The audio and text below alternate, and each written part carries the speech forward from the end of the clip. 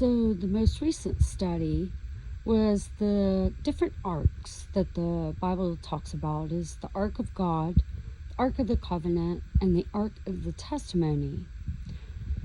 So defining the word ark, aron, is Strong's 727. Ark, chest, coffin, a box, a sacred chest. It also means to gather, symbolizes God's covenant. Well, God prevails, and you talk about Israel, which is the definition of Israel. And if you've ever noticed, there are names that have ELL, which stands for God, built into the name. It's God prevails in his guidance and protection. So in the context of no stone left unturned, all intentions, plans exposed. So in Strong's, that goes both ways. Both the kingdom that exists and the kingdom to come. All is made known. Both sides. Double-edged sword. In Strong's 717, Ara, to uncover, to expose, to lay bare, to pluck, to reveal, to strip off, to take off, to gather. Reveal intentions and plans. Something hidden is revealed or laid bare. So when the Father comes in his temple, think of the truth serum. They can't lie, but only spew truth out of their mouth. And then the next part is the Ark of the Covenant. Bereth is Strong's 1285. Covenant, compact, to cut, to bind. Solemn agreement or contract between two parties. It is then ratified by a ceremony that includes sacrifice. And this isn't sacrifice like of people that is required. It's the sacrifice of self. Putting others first. I wasn't even reading that. And then it talks about testimony being adoth, Strong's 5715. Testimony, witness, ordinance, to bear witness, to testify. Test procedure intended to establish the quality, performance, and reliability. A movable hearth in verbatim furnace was used to separate gold and silver and the lead. So when we go through fiery trials, it works out all the bad out of us and only leaves the good left. Oh, and that's the word test. I broke down the word because, like I said, with definitions of medical terminology, it has what we're learned or what we were taught as young age. I don't know what they're teaching now, is how to pronounce things, is to break the words down. Well, each word has a meaning. I is the speaker or writer referring to oneself. And moni is informing nouns denoting an action, state, or quality, personal quality, or personal behavior.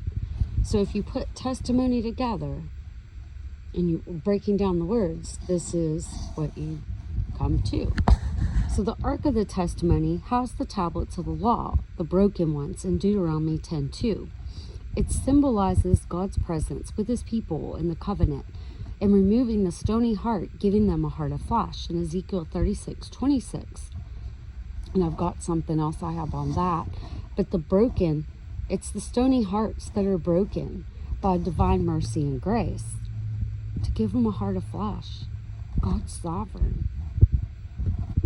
And, it kind of reminds me of, when Jonah went to preach to Nineveh and they repented and God spared them. How Jonah was mad. But God's willing that none should perish.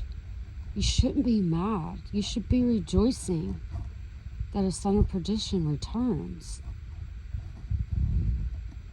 Sadly, religious people, religion means confusion, those would be the ones that would be mad. If you're really of God, you don't want anybody to perish.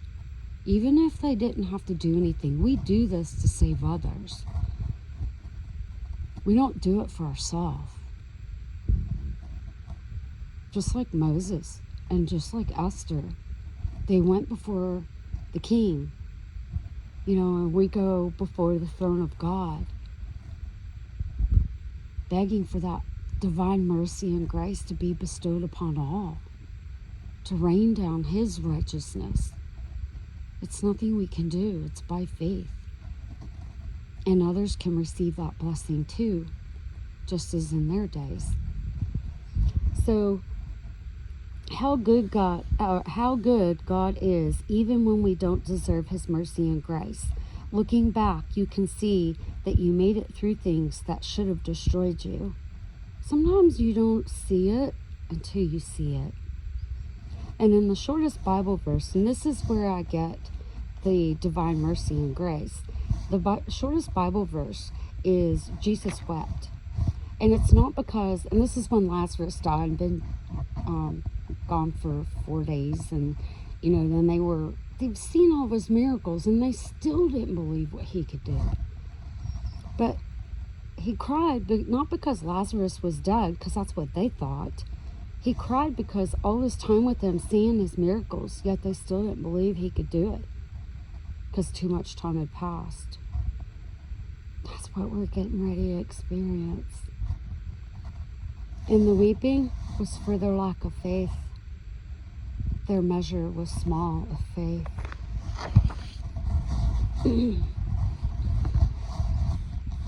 So, let's see.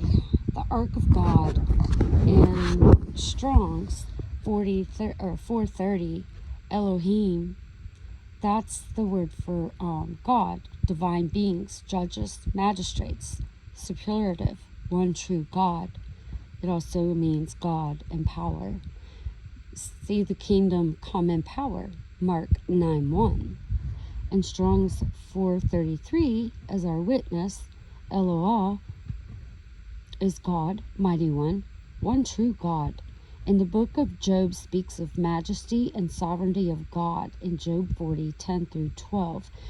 And that speaking, Job was talking about all the stuff that had gone on in his days, which we're pretty much living all over again today. And, his self-righteousness that he still had, he was judging them when he should have been taking the beam out of his own eye. Because then when God speaks, only he can tame the beast of the earth. And he asked him, can your own right hand save you? It has to be God's right hand. So in Strong's 410, El is strength, mighty, the almighty, power, might, one all-powerful God. So something I kind of already touched on the other side, but in Ezekiel 36:26 and 11:19, stony heart and giving them a heart of flesh. Well, heart in 38:20 is lab, inner feelings, the will and intent center to be endorsed. New is 23:19 in Strong's, and it's Kodash, to renew, to repair, young. And stone 68 in Strong's, Ren, is rock, strength, or stability. In the broken tablets in the ark, the stony hearts removed in a testimony of God helped you, giving you divine mercy and grace that is undeserved. And that's basically what happened to Peter. The Bible says, upon this rock I will build my church. So in 11:29, to build is Binah. And it's talking about building the church. And the name is Peter. Peter means firstborn. Open the matrix.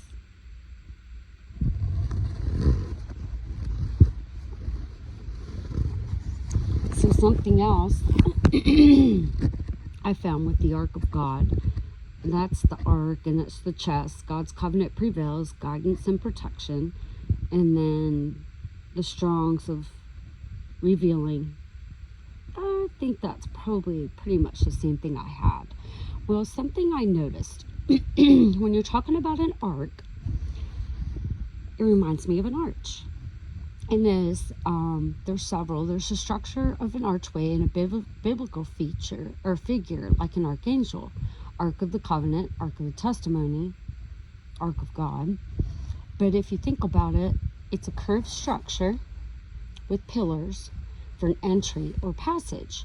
Well, in the old days, they used to do this wood across the top boards, and they'd lay these rocks up until the middle block, and then they could cut the stone or find a stone that is shaped as you see here, and that was called a keystone. And that keystone was required to hold that arch up. If you remove that keystone, because once these were built, they removed the wood. Once you remove that keystone, all those would fall. It was a support. So in Ezekiel 40:16 in the KJV is written arch. In the ISB it's listed porch, and others have it as a colonnade. That's why it's important to verify what you are reading. Because a porch I wouldn't think would be an arch, nor a colonnade, which are the pillars, would be the arch.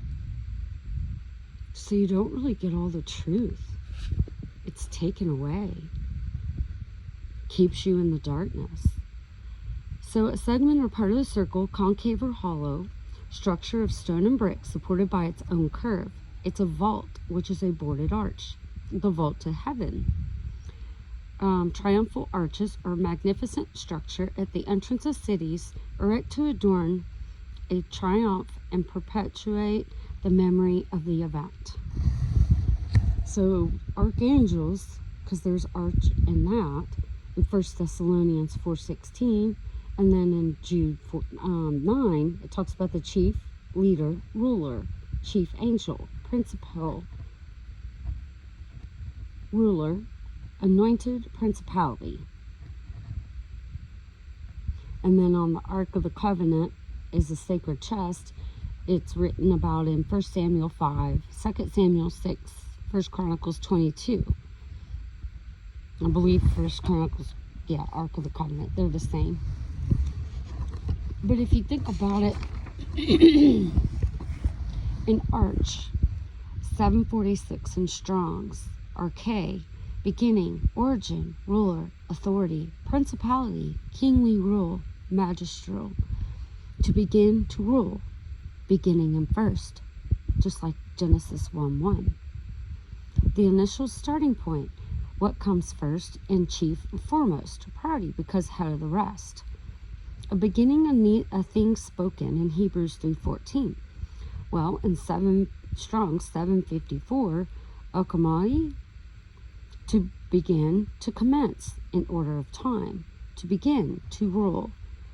In Strong 757, Arco, to rule, begin, I reign. Denotes a chief leader, leadership, or beginning, denotes authority or leadership, as well as a commandment or action or event, initiation of something new, closely associated with governance and leadership, community guidance, with strong emphasis on moral and spiritual oversight. So ruling and beginning reflects the interconnectedness of leadership and the initiation of new ventures or eras, which we're going to begin to have this new one. It has to be spoken before it's actually declared. That's how that works. So if it's not spoken, it can't stand. Hand signs is not speaking. That's deception. So in Strong 758, Archon, ruler, leader, prince, magistrate, official member of the executive assembly of elders, provides insight into the social and political structures of the time, highlights the influence and responsibilities of those in leadership positions. Yep, that's why we're going through this.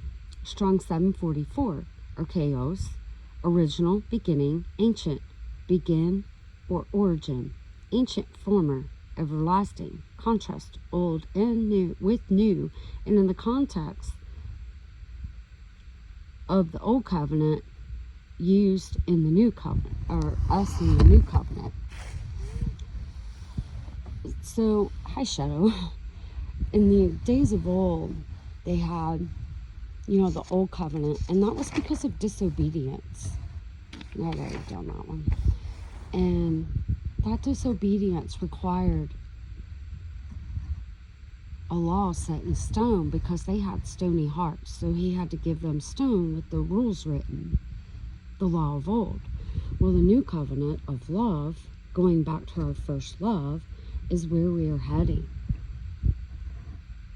Father's wanting to restore all things back to the way it's supposed to be. He's sovereign. And really, to tell you the truth, I even said it today. What if that even involves the fallen ones? Because hell and death swallowed up in victory, right?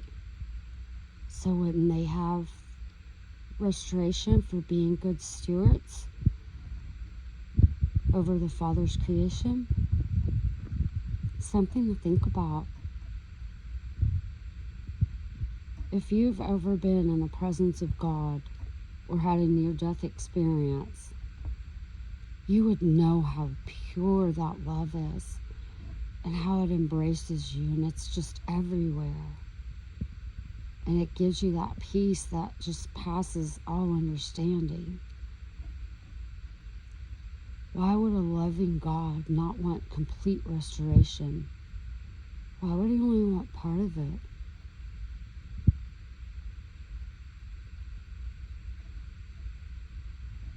He said he was going to do a new thing, wasn't he? That would definitely be something new.